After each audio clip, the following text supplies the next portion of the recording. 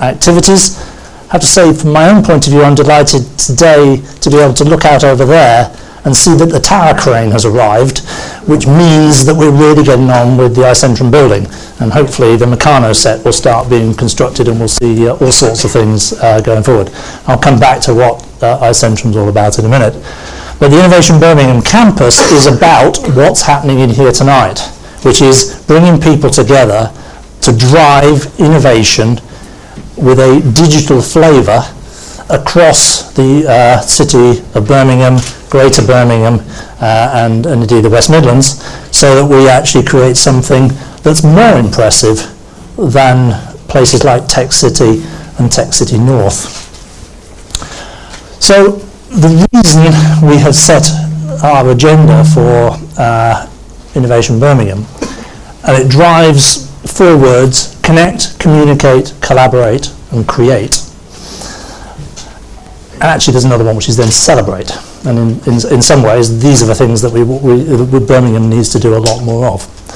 But we are here to stimulate innovation, strengthen Birmingham's knowledge economies by promoting cross-sector application of digital technologies. But we're not about just IT and digital, it's the application of those technologies across all sectors.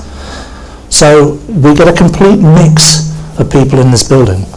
There are about 750 people use this building now in about 110 businesses, about 90% of which are tech businesses. So that's an interesting community that comes here every day. What's also important is that community is joined as a consequence of events like this by people from all over the city, and that is the sort of the driver that we are trying to create.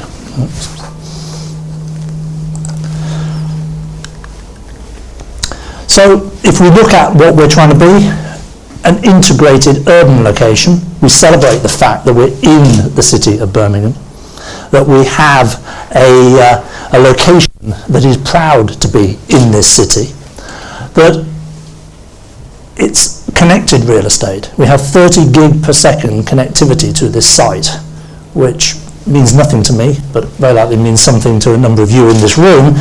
But what it does mean is that things move pretty fast through the internet. Digitally enhanced, convivial centre, a place where people want to be and want to interact. Multi-sector stimulated, to say we're not about the IT businesses per se, we're about digital and its application across all sectors. It's about a highly collaborative environment. It's a community of people, like-minded people coming together to get things to happen. Increasingly kinetic, as it says, they're transient communities. We want to see these buildings full all the time, but this is with people that are coming and going as part of their urban Birmingham-based life. So those become key issues to us. What we want to do, in fact, is create an internet of innovation, to create yet another internet of things. Well, let's have internet of innovation. It's powered by that connectivity, but it's about bringing people together and that contact sport that's necessary to drive the innovation agenda. But that doesn't mean that the people physically have to be here. There's no reason why they can't be connected to here, to like-minded places, whether it's the other side of the city of Birmingham, whether it's in a city somewhere else in the UK, whether it's in Boston, Beijing, Barcelona, Berlin, doesn't matter, because actually at a click of a button you can be talking to them as if they're in the same room. So these are some of the stats at the moment, some of which I've already talked about. Our Entrepreneur for the Future Centre is an incubator for startups. 9 months free everything. For no equity, you just come here and become part of this community. You have to jump through a couple of hoops, one of which is to meet our entrepreneurs in residence and convince us that you have a potential business that is going to grow. You will get then mentoring, you will get space, you'll get access to this network and this 100-odd events that happen here each year. And at the end of which we hope we get your investment ready. You get investment, or you get to the marketplace and you grow and you want to stay here. about 50% of the businesses, and we've done 107 so far, 50% of the businesses are still here and growing, and another 30% of them are still in Birmingham growing. So those are sort of, so 80% success rate is the sort of target that we would have. But it is about a community, and Tech Wednesday, which is sort of what this is about, has over 750 people signed up to it and come along just to meet and greet and have a beer and a pizza afterwards and talk and network. And that is what it's about. It's about bringing those people together and ensuring that they communicate with each other, and as a result of that, can take the risk more easily. So you can be employed in a startup company, and you're taking a risk yourself by being employed in that company. But it's less of a risk if it goes bust and there's another 10 you can choose from down the corridor or just round the corner. And that's what drives Silicon Valley, it's what drives Cambridge in the UK, and so on. So this becomes a mini sort of group like that. iCentrum is what that tower crane, but it will be open on the 18th of March 2016. And for those of you in this room, you can come back and shout at me if it hasn't opened on that day. It'll be lights on, desks ready, you will be able to start. And if you shout at me, I will then shout at Thomas Vale Construction if they don't deliver it. We're going 12 o'clock on the 30th of April. We're going to give an update on what this building's about, so I'm not proposing to talk about it, but basically it's a Faraday Wharf fit for 2020 and beyond.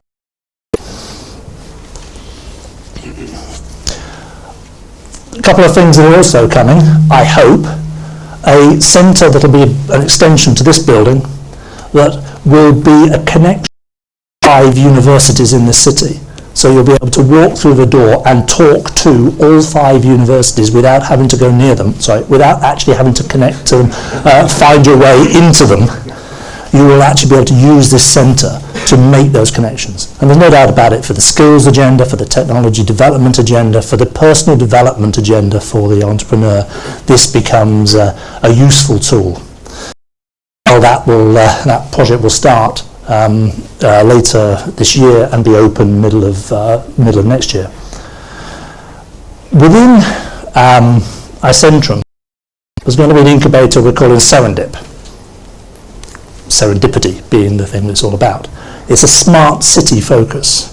The idea is we are working with partners, and we will be announcing the first corporate partners within the next month or so, who will work with companies in their sector as it relates to the smart city agenda. And the sectors are intelligent mobility, built environment, Internet of Things, and digital health. And the idea is to connect large corporates with good ideas, create a skunk works of new opportunities and new developments. We will issue challenges. So they will come forward with, we have the data, we have a problem, you give us a solution. Oh, and by the way, in that time, you will set up your own business because it's a marketplace. And we will then help you do it because we will mentor you, and the corporates will give the market experience as well.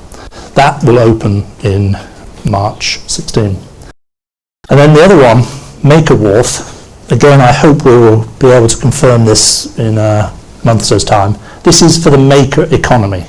This is for what Birmingham is known for. It is the driving, making stuff from a digital perspective. So all the 3D printing and all that sort of stuff. But it will also have lathes and such like. So you can go in there, produce your prototype, and take that to your investor and say, here you are, this is what it's about. Not here's a drawing and one other, but here it is. And hopefully that will help promote business forward and reflects the legacy that Birmingham has in this area. So what it's about, communicating, collaborating, creating community. That is what we're about, and the idea then is to exemplify this, to show how it can Valley start up. Delighted that one of our own is here to actually tell us the story of this. Now, Brian is a serial entrepreneur, and a typical serial entrepreneur over a whole range of different subject areas. I like the idea of a wine store, which is what he started in, that went on, I guess, into university. Led to a wine shipping business and a restaurant, which he sold, and then decided to get serious and get into science. Took a second degree in computer science and mathematics. So an example now of then making real money out of the STEM agenda, which again is something that should be dear to all our hearts. Built that business from a one-man database consulting company to some 30 consultants in the UK. And then we're going to hear the story of how that ended up moving to the West Coast and the outcomes from that.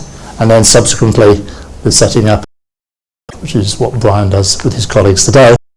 Brian, looking forward to hearing what you have to say. Well, jolly good. We'll soon find out if you can hear me. There's a lot of feedback. So, well, I'm just flattered, and I won't be all insincere and say humble, but I'm so impressed. You know, I got dragooned into having a chat, and my agenda is very simple. I would be, these are the two Americans you said you'd bring with, oh, you're going to get such trouble, fellas. you don't even know what's going to hit you. So I'm really flattered, but more relevantly, if I can help any other entrepreneurs, which I just discovered as a female entrepreneur, or entrepreneurs today, or, you know, the next few weeks, just shout, just give us a ring. You know, we're on the first floor, and I've already learned quite a lot from just chatting with people. This very smart woman who's sitting down here, who I think in the fourth row told me something about metrics of evaluation of much higher in London compared with Birmingham. So there's a great deal of feedback, which you can get a lot of value. So the other good thing about this is, because I haven't had a chance to really look at this presentation, so we're all going to go on a voyage of discovery. Let's start it now. You know, my poor, well, she was personal assistant, but she's so ambitious, she got rid of the personal word, and it's now assistant CEO.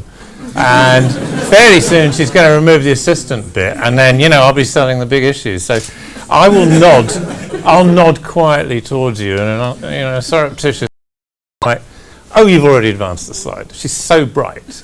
It's inconceivably bright. So if you end up raising a lot of money, you get to learn how to do a presentation.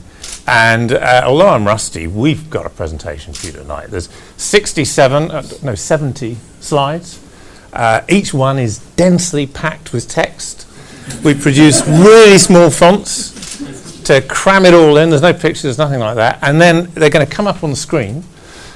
I'm going to read them right back at you because you're obviously incapable of understanding anything, you know. So that should work out well, right? It's not looking good. Let's go to Plan B. Plan B. So, as would that be the next slide?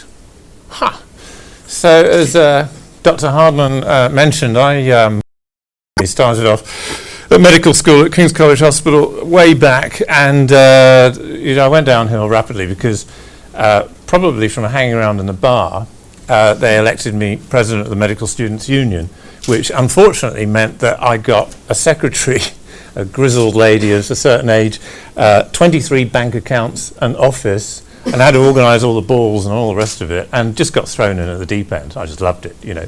So after that, as David pointed out, I just went to the local Barclays bank, and they gave me a couple of £1,000. I opened a wine business, then a restaurant, and so on and so forth. And I ended up, after my second degree, doing this kind of thing, which is, you know, we're in Britain. I've got a thing about the British weather. I'm sorry. I know you probably love the place, but it just, other than today, it's not good. So I was running the company, and I was making all the mistakes that I'm going to patronise you guys about in a minute. You know, really didn't know what we were doing. We were always running out of cash. It was pretty hopeless, but, you know, good curry. So this is where I nod meaningfully at you. And actually, one of the things, probably the most important thing I could talk about today without this being some trite aphorism, is how really important it is to hire great people. It's incandescently important. In fact, Where is Verity Stokes? Well, stand up there. So this amazing lady is a recruitment consultant of the highest possible caliber. And we just discovered, and do you feel embarrassed? No, not at all. But anyway, you remember Suit. And so she and someone much less reputable, where's Rasul? Amir, where are you? Stand up.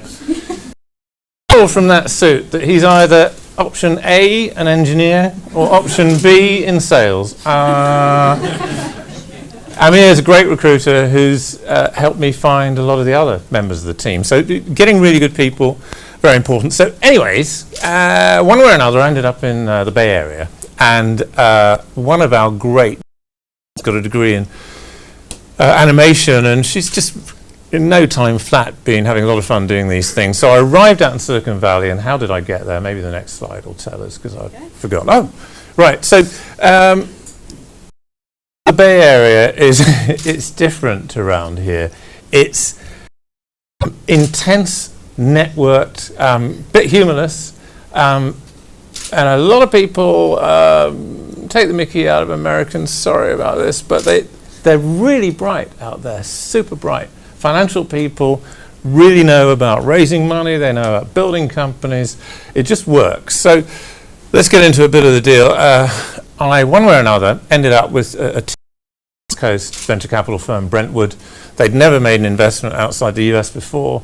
They gave me $3 million at 11 pre. I'll explain some of these financial numbers a bit later. There's a man here nodding. I think you've done a bit of this before, sir? Just a bit. So how this came about, what would the next slide show? Yeah, indeed. So we went from, freezing, I don't know, just a rat hole in Britain, and first offices right next to Larry Ellison in Redwood Shores. And the deal was, when they made the offer, they said, and I kept the voicemail, I won't at the moment, I'll need a few more glasses of wine, but the deal was, wow, we like this deal, we want to do $3 million at 11 pre, you've got to come out here and live and work, we'll recreate the company. And so, what does the next slide say? And the next little thingy, really, okay, oh no, now I'm not interested in your money, I'll stay in Britain. You need to get out there, and what's different about Silicon Valley, which I'm not pitching to you, there's great pros and cons on both sides. What's different is it's fast. Everyone talks fast. They get to the point, they want a management summary on what's the deal, why do I care, what am I going to buy? And actually, I love the place. It's ideal for ADHD. So go out there, and power breakfast at 7 in the morning. You go out, meet people, and oh, okay, so we're this great company, we have a value proposition, and you do all this before 7:15. It's just mental. So moved in, got the house, got the wooden houses. They're mental, I mean, it's a fun place. You either love it. So the first $3 million I got, I just assumed, as any Brit would, $3 million, these Americans are maniacs. We'll never spend that. I can buy a yacht, I can just retire and do nothing ever again. And 7 months. And one of the key things which I learned, and you don't get this off British banks, where everything in Britain is, I think you really should cut back on costs. Did I mention cutting the costs, old chap? Whereas in the States, it's like, I couldn't believe I was, this guy said it. I'm in there at the closing meeting, $3 million, and he introduces me to, he said, this guy is going to be your recruitment retained search. We've just found a great VP of marketing for you, $180,000. It's 25%, so it's $45,000 up front to this guy. But don't listen to this, Amir, because that's not going your way. And you're, all right, that's 45, so okay, fine. And there's another one, and very soon the money goes. But so what they do in America is they, in his language, they spray money at the problem. They know a load of things are going to fail, but they want to turn the money around fast for a whole load of reasons, so we just spray money at the problem. And the best way I can describe it, and I'm looking particularly at you, sir, I think you might quite understand this. The best way I can describe it is, what's on the next slide? Yes. So shortly after I got there, one of the VCs said, so we're all going up to the American River, which is just a bit of a drive up the road from the Bay Area. And I thought, I don't know, Americans, slightly crazy, I'll do it, I don't care. And I thought it was one of these hideous macho team bonding things. I didn't want to know, but they've given me the money. And the relevance is, it's exactly the same as raising money. It's a pressure cooker. They give you the money on the basis that you give them a plan. You give them a plan that says, we're going to grow revenue from here to here, we're going to hire this many people, we're going to get these customers, bosh, bosh, bosh, and then you're measured on it. And there's no way out. You go down a channel. So it's just like, by the way, don't sit next to blondes you don't know on the edge of a boat, and then you're doing all right, and they fall in, and they drag you with them. And then you start drowning. It's really not a good hair day. And then, we've got equality of the genders now. Yes, well, you might say that, but actually they rescued her into the boat, and I had to do that big droppy thing. And I thought it would be like Disney World, but actually it's full of rocks. I got beaten up to death. And so it's very similar to raising money in the States. It's a kind of humorous thing. They give you a load of money. I'm going to make you cringe by saying it's very easy to raise money, and I'll prove how and why in a minute. But what's the next slide? Who knows? Yes. So it happens very fast for a deliberate reason. And just a quick bit on financial mechanics. So what happens is Series A is the round, the first round you do after maybe seed money, and they say, here's $3 million. And you go, I'll take that. And here's a valuation of 11 million pre-money. So you add on 3, and it comes up to 14 post, and the valuation's made up of they make it up. And maybe it's 8, 9, 10 times your TTM, your trailing 12 months revenue, and you get this valuation, and then you go and spend the money, and suddenly instead of 20 people, you're up to 50, and then you do another round at 35 million pre, you raise 7, you get 42, and then you go off, and it's the same kind of thing. First couple of rounds of VC money, the later rounds are institutional, and you grow the business very, very rapidly. And if I did have the notes that I was deriding earlier, that I could read from, the big point here, and I'm delighted I won't make her stand up, she'd be hideously embarrassed, but at this point, what you need to learn is you need a great CFO and COO. So just get the best. Don't mess around. So what's on the next slide, I wonder? And the reason for that, this isn't meant to be crass, the reason for that follows, which I think is this bit. You're growing a company, they've given you a load of money, and these jolly American people really want their money, the money to work. So you're out there basically just flying around all over. Got a guy the other day, came in, same as so many other technical founders. He came in and said, wow, we've got this great stuff, we've got an SOA architecture, and this guy's really smart. And he listened for about 5-10 minutes, and he finally said, so what you're saying is you sell software. Well, I've been telling you that for ages. In other words, if you can't catch the deal, if you can't explain it in clear, simple, concise, really good language about why this is good, why you should care, why you're going to make out like a bandit, you can't raise the money. But if you can be trained to do that, and most of us can be trained to do that, then it becomes very easy. There's more aspects to it than that, but that should give you the basics, and I'm very happy to have a coffee, a beer anytime we can.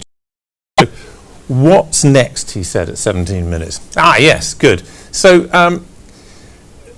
the backyard, what a good place for having a beer in the evening. So we can by all means chat, but the big difference is, as far as I'm concerned, a big caveat, name dropping.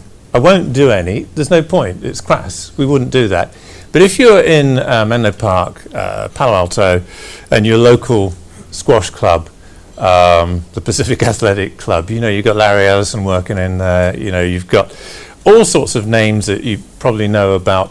It's not names, these guys, they're very ordinary people, although it's unusual talking to a billionaire in the sauna. It's not something that happens in Birmingham every day, but they're very ordinary sort of people, but The big difference, the actionable thing that you might care about is that, I haven't got a chip on my shoulder about this, but in the States, and I'll defer to my estimable colleagues here, in the States, especially in Silicon Valley, if you're a CEO, a startup CEO, and you're a one-man, one-woman band, you'll very likely get from other CEOs that are running billion-dollar, multi-billion-dollar companies.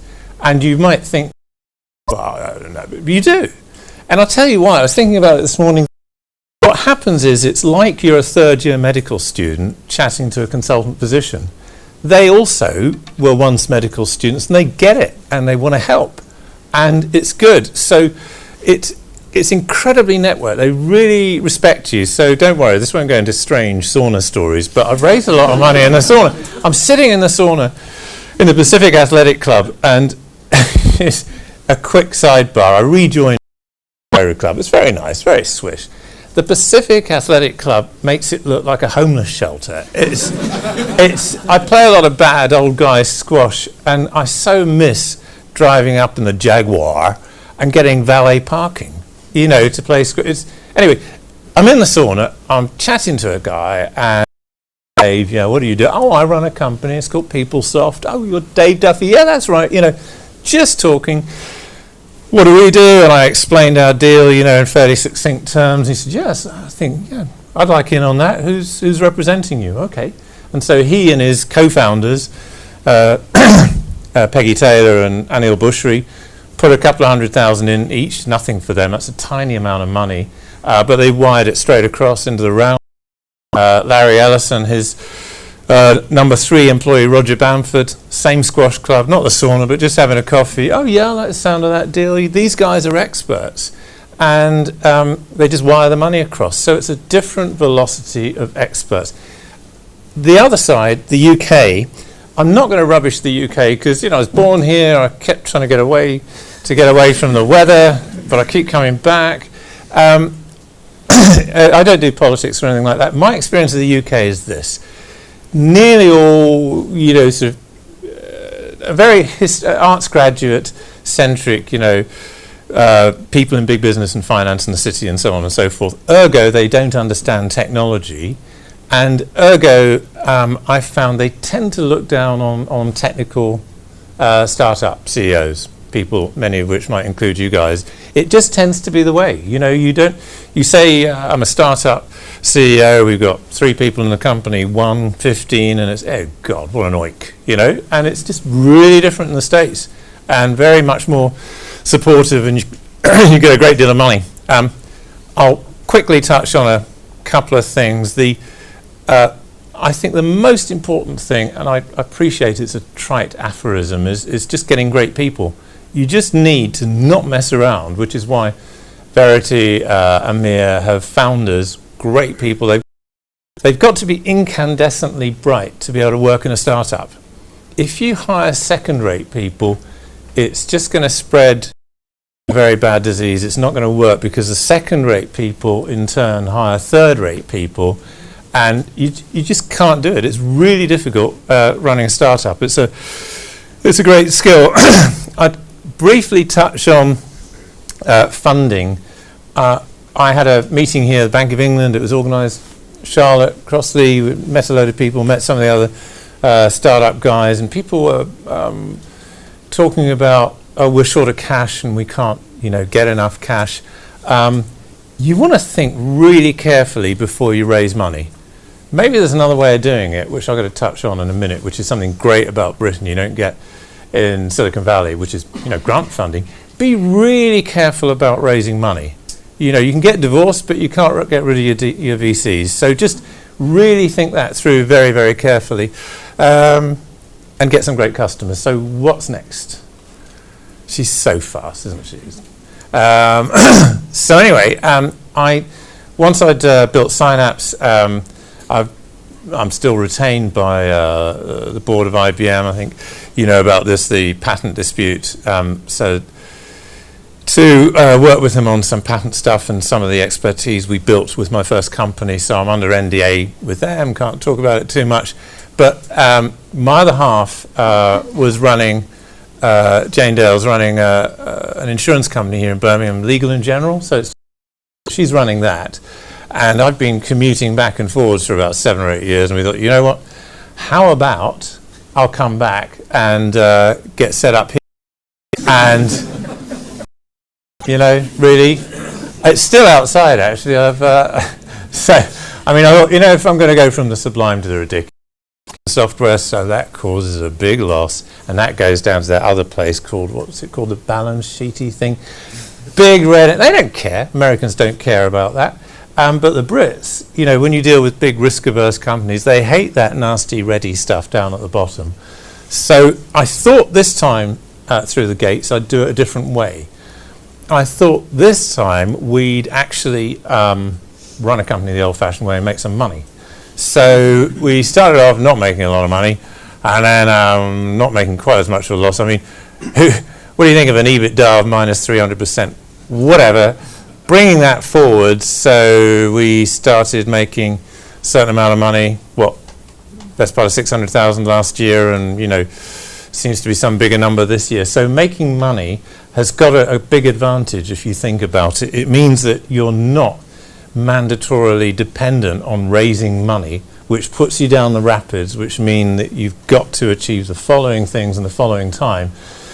It means you're in control of your own destiny, which means what's next? Which means that you can think, do I really want institutional equity money? Maybe I do, maybe I don't. Maybe I'll be a bit coquettish and go, yes, I might talk to you, but maybe I won't. So what we've done is there's fantastic grant money in this country. So, you know, you can read the numbers as well as I can. We've just applied for a second 250,000 SMART grant. I can't recommend highly enough that you get down grant money. And then, I need some match funding. As you said the other day, talk to that good-looking 1980s bank manager behind you, and everything will be done. So raise the grant money, and you don't have to give it back. People can't believe it. Fantastically good. Next year, we might go for institutional funding. A quick 29 minutes. Quick difference. VCs work in a certain way. They're based on profit carry, all the rest of it. Institutional investors tend to be gentlewomen and gentlemen. They work for large organizations. It's a better class of money. So if you can go straight to institutional investment, you're likely to be a much happier person. But if you can do it without, that also works. So what's next? Yeah. 24 seconds left. You can read as well as I can. One thing that you don't seem to do in Britain, but you absolutely do in Silicon Valley, is the reason the receptionist in Tom Siebel's place, lovely lady, multi-millionairess, everyone gets stock.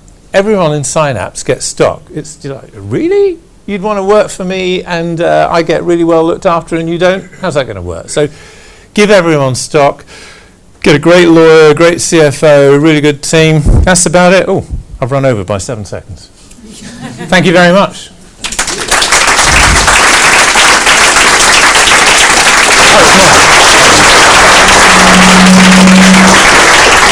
Brian, thank you very much. So I'm going to have to switch this on. I'll just try and get away from the things. Thank you very much. So I'm delighted that we've chosen today for this because at least we've got sunshine today. So Birmingham can compete on sunshine, which is good news. I'm hoping that a lot of you have got partners that are locked into Birmingham, so we don't have to drag you away from Silicon Valley to come to Birmingham. You've got to stay here because your partners are here. There are all sorts of reasons for the sort of opportunities that are available in Birmingham and the UK, putting aside the trials and tribulations we all face. But actually the messages that Brian has just given, I think, are important and are completely transferable. Good people, good story, tell the story well to get the investment. Those are standard and very important, whichever side of the pond you're trying to raise money on. Brian is more than happy to take some questions. And we've got a little time to do that before the more food and drink and some networking. So, open to the floor. One right behind you. I don't know, do we have a mic? Or we? We've got mics. Next to you then. Hi, Brian. Hello there. It's all a bit silly, isn't it? Well, not really, but I'm guessing. Sitting behind, yeah, so they might want to hear it. I'll stand up. Your last slide. If it's a startup and initially there's not enough money, how do you get that, team and CFO and lawyer and as if you're a first-time founder? I think for me it's really hard to articulate that vision. So how would you get to that? If you're a startup person. Sure. Well, so there's a short answer, but I'll probably just circumlocutory route all the way around and get to it, because there's a huge serious point. It is really hard. There you go. A lot of people that work in huge companies think, oh, I'll come and advise this stuff.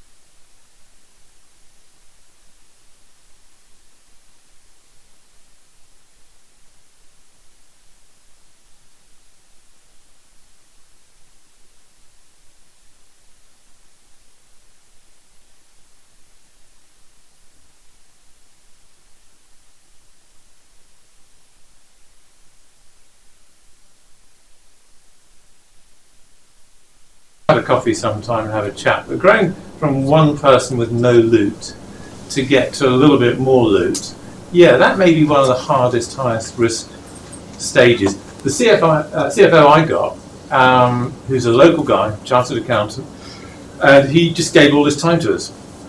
Didn't charge. 20,000 quid, Steve Brown, and just put it on the slate. I don't know, I wouldn't say because he believed in our vision. Just a really good guy, long-term thinking.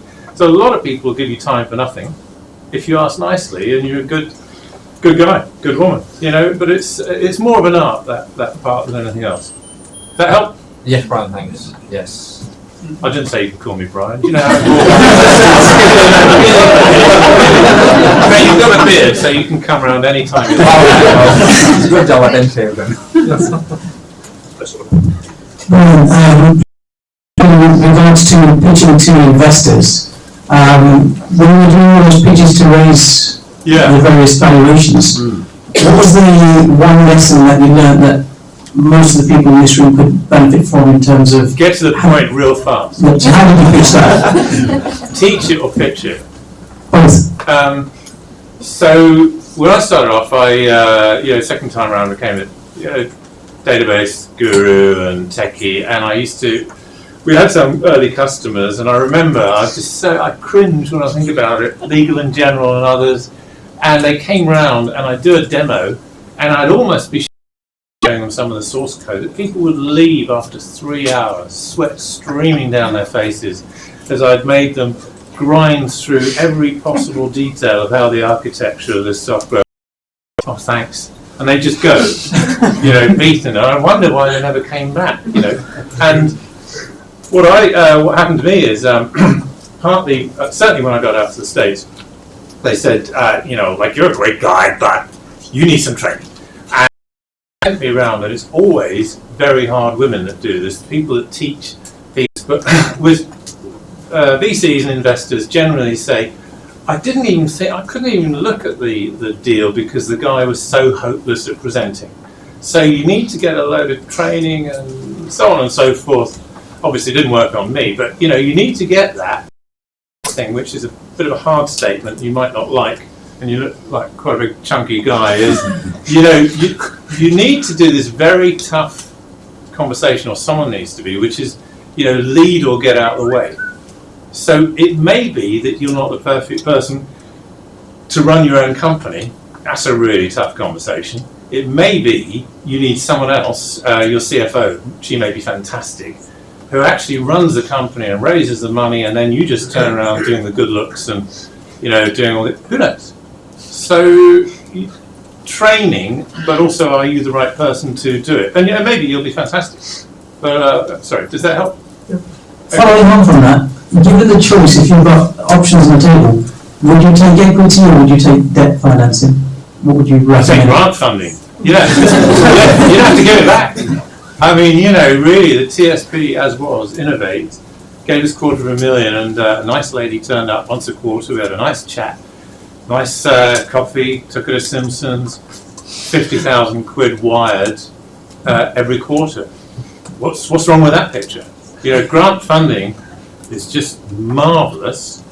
We did raise assorted loan funding, from the bank and from the estimable Mr. King here, which we're keeping up the payments. But grant funding is the best you can get by far. And then I wouldn't go for equity funding until you're really sure you know what you're doing. I've done it before, and I'm not going to make any comments about British VCs. I just don't want to get into that. But American VCs are typically Stanford engineers. They deeply understand all the software, all the technology, and then they understand the marketing on top of that. And then they understand how to sell it. They get the whole thing. A lot of UK VCs, I did PP at Cambridge, how hard can it be? You're a tech company, I don't like, So I would be very wary of raising money from people that really don't know what you're doing. However, institutional money, later money, like Lloyd's Development Capital Finance, Birmingham, they just want to put money in and get 2 or 3x back. That's okay. By the time you get to that point, that's I think that'll be good. I think that's very likely what we'll do. Sorry, does that help?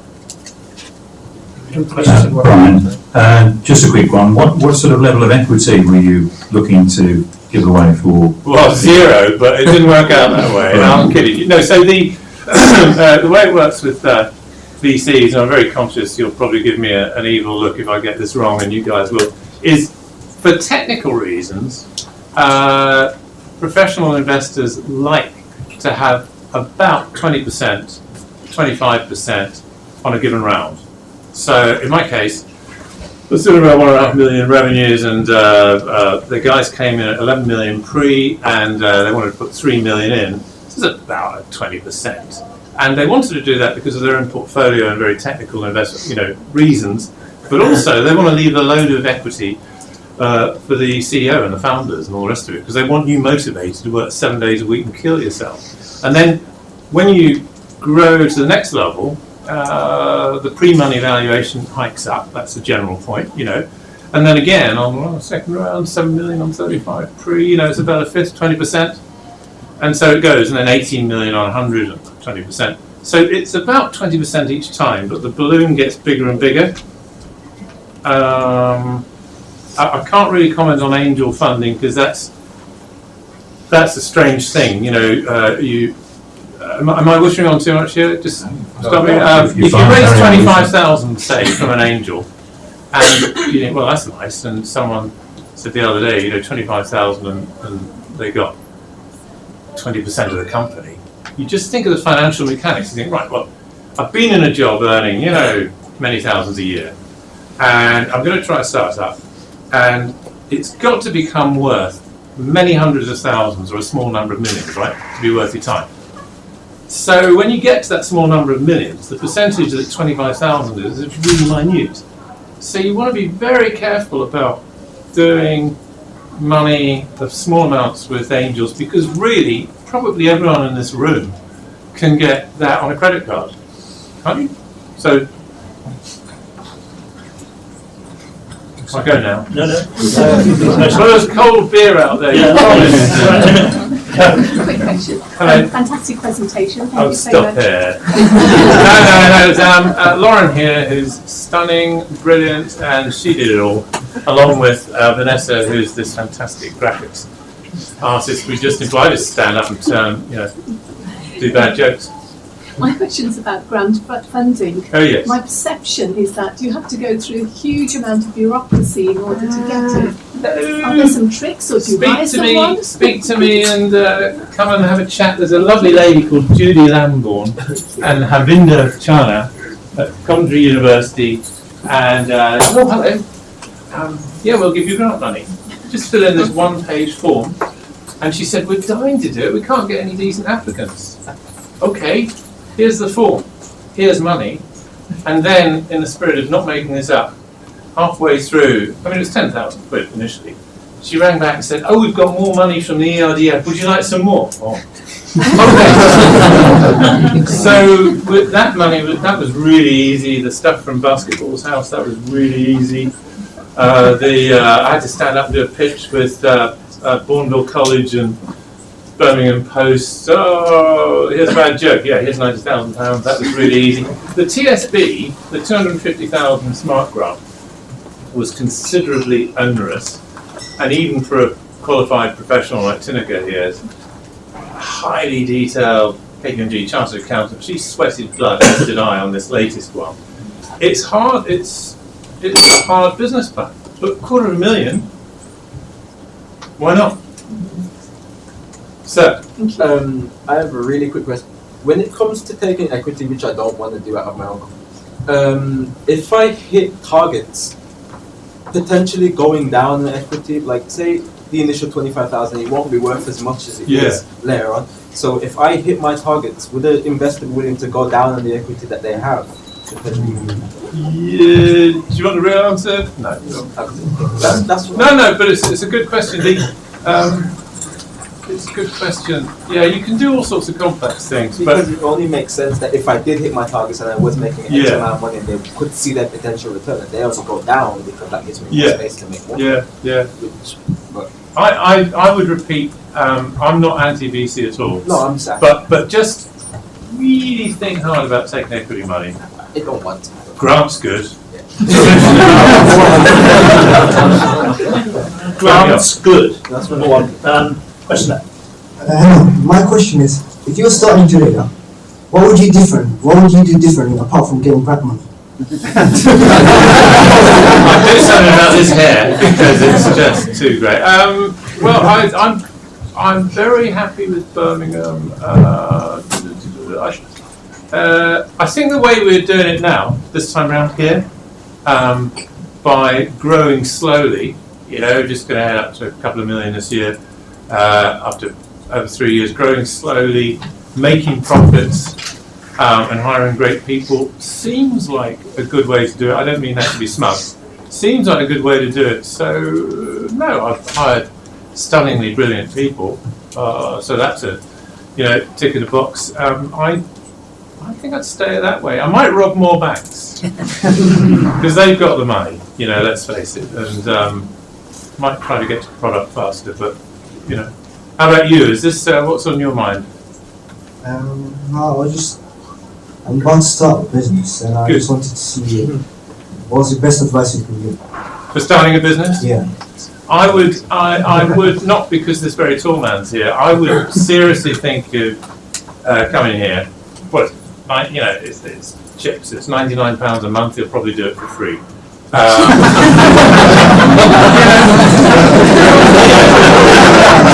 Come here, and you've got an awful lot of really good stuff going on. Great buzz. You can raise grant money and get loan money. Andy's got his checkbook out already, And there's a load of people. I'll be very happy to chat because you can, as I think Mary said earlier, the last time I met her, you just pick up stuff like higher valuations in London institutional rounds. Crowdfunding, I would come here and get in the E4F. Yeah, why not? So E4F is free for 9 months already, so we don't have to give you that. The 99 comes later. Got 2 more questions. One here. Hi, Brian. Just a question. Sorry, yeah. Tell us a bit more about the science behind synapse. And how the portent, as in the moon is coming down. No, I'm interested to learn about synapse, what it is, what is its USP. Oh! And how's that different to Constellar?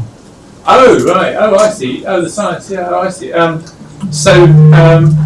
When I grew Constellar, we fundamentally were digital plumbers. We did data integration, and it's all very technical, and it's all clever stuff. And in those days, that was selling software. And then I got dragged in by the VCs to the adult supervision, where they throw you in and you've got to go into a little startup and look after them. And I got dragged into, God help us, partly because of my background, into a drug discovery startup doing bioinformatics, run by a complete crazy MD, PhD, they're all crazy, knows everything, and founder, control freak. But what I did get from working, and then they made me chairman and CEO of the company, what I did get from working in the drug discovery field, I know you've got a background there, is that everyone in drug discovery, 400,000 PhDs around the world, uses spreadsheets. All the big, the Affymetrix and all the other machines, the gene machines, they just shut huge amounts of data out into spreadsheets. These people aren't stupid, and they use million-row spreadsheets, and it started spawning the idea in our mind that if we could integrate all this together with some very clever stuff that we got from the University of Pennsylvania, we could solve some big problems that people would pay a lot of money for. So that was the background to Synapse. And we solved these problems, joking aside, for Lloyds Bank. The PPI mis-selling scandal, you might know about that. So heaven help us, we're helping fix that. So what was it I heard earlier? Up to 600 people, retired bank managers, are typing away in our system. We connect it all up to the cloud, integrate the data, and it means Lloyds are able to keep their commitments to the financial regulator. So it sounds dull, spreadsheets, but there are 500 million of them around the world. We found a way of automating it all so we can save companies lots and lots of money. And we just completely disguise the technology in the cloud. So when Charlotte calls us a tech company, I kind of grimace a bit. We just say, yeah, we'll fix that problem. Give us a great deal of money. So there's more detail. We can have a coffee or a beer, but yeah, that's the guts of it. Yeah, thanks, appreciate it. So there's one more question for Bill. Yeah. Hi, Brian. Question. Yeah, okay. Hello. Yeah. Do you think that is it good or bad idea to delay starting my business just because I don't have the connections and I have someone who I don't know that is ready to just as a condition to be partner with Bill's business just to raise the money, or I have to delay the business until I do the job with myself, which I do not know so much in the market to how to raise the money. It genuinely is a massively important question. One of the biggest mistakes you can make, and I don't want to cause offence, is, the very first line. I'll go around the corner to answer your question, which is this. A footprint of a really failing company is you come in and there are three founders, it's always three founders, and none of them's a CEO, I don't want to be CEO, we'll make collective decisions, and they end up hating each other, and there's a big punch up and everyone loses their money, it just goes downhill. So out of 10,000 top companies in the world, literally 9,990 are run by a CEO who has a board, a clear vision, a clear plan, they execute. Read The Economist or use common sense. Virtually no companies in the world have got a leadership, two CEOs. It's a contradiction in terms. So, having a partner or a buddy in a dyadic pair who can be a great technical person while you're the great visionary, maybe that can work out brilliantly. But someone's got to run the show, and that had better be you. Or if you want someone else to do it, someone's got to run the show. So I wouldn't walk away from that clear as crystal objective just because of, I haven't got enough money yet or enough connections. You need to have the vision and you need to execute on it. And if you haven't got the connections, go get them. If you haven't got the money, talk to Andy. But you don't just, you wouldn't go to Vegas and just get married one weekend because, here we are. Some people do, but it's just not. It's not a winning strategy. So just get your act together and then get off to the races.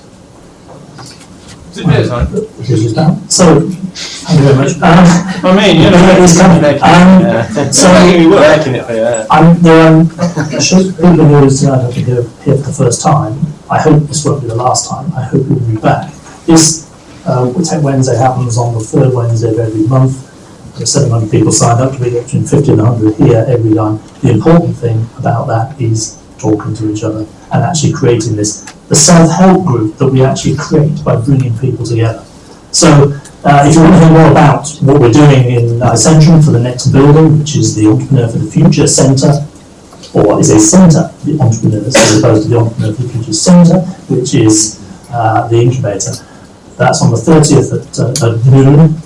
All now to say, Brian, thank you very much. Thank you very much for returning. Go network, go talk. Thank